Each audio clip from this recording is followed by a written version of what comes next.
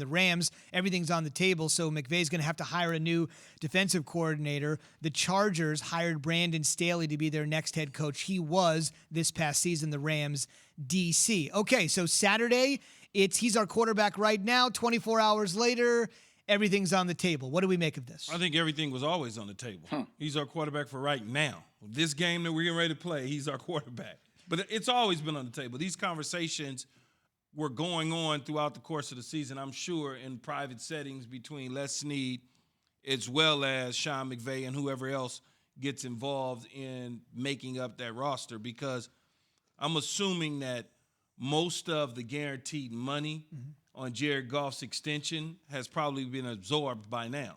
So there's some flexibility and leeway to get out of it at this point in time if they choose to do so. Or maybe they want to light a fire underneath him. I mean, it's amazing to see that a guy just led a team to a Super Bowl 2 years ago, and then all of a sudden now he may be possibly being looked at as at being replaced. Now, I don't know if that's going to happen. Sean's got to look at everything along with Les Snead throughout the offseason to see what's available to them, not only at the quarterback position, but other positions that they need to take a look at. You know, Keith, when I look at Jared Goff, I see a guy that you said this multiple times, and we've been talking about this all year. You're waiting for him to take that next leap to be somewhat of a superstar. And granted, I give him a lot of credit for coming back off that thumb surgery. Did he play a phenomenal game? No.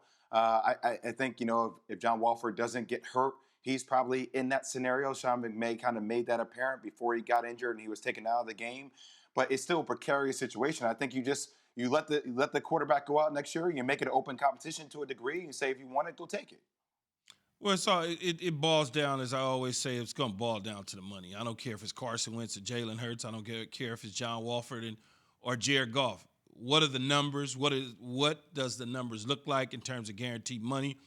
Jared Goff is more than capable of being an NFL quarterback. He's not a bum, but he hasn't given you the next step.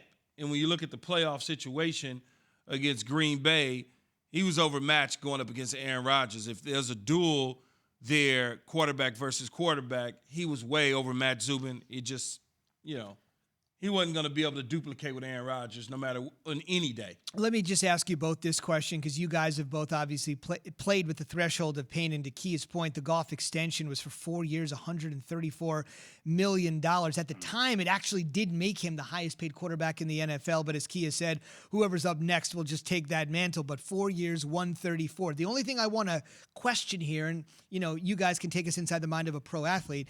I mean, he was out there, to your point, played in the Super Bowl, and then had to play in this postseason a dozen days after injuring the thumb on his throwing hand at the quarterback position.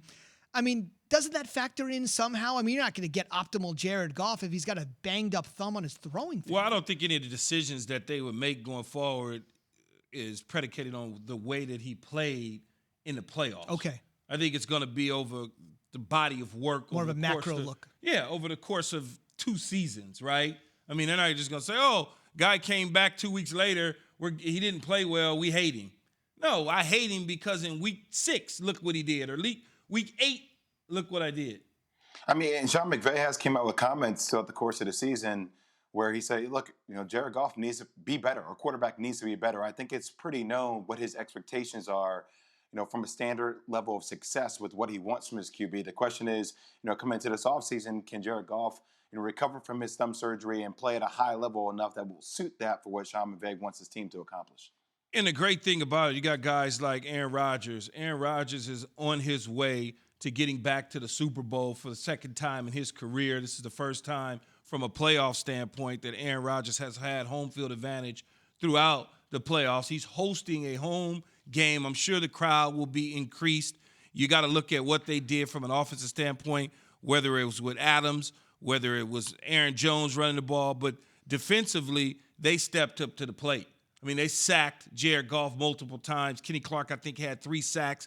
Big defensive tackle out of UCLA they paid a bunch of money to this offseason. So when you look at what Green Bay has been able to do, it's going to be a great matchup against Tom Brady. You got, I wouldn't call them both. Well, I guess you could call them both old heads going up against each other, right? Even though Brady's a little bit older than Aaron Rodgers, both from the same area up there in the Bay Area in California.